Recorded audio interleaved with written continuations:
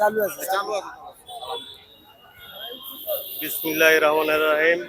বাংলাদেশ জাতীয় সড়ক পরিবহন শ্রমিক ফেডারেশন আয়োজিত ঢাকা জেলা পক্ষ থেকে সকল শ্রমিক ভাইদেরকে জানাই শুভেচ্ছা অভিনন্দন।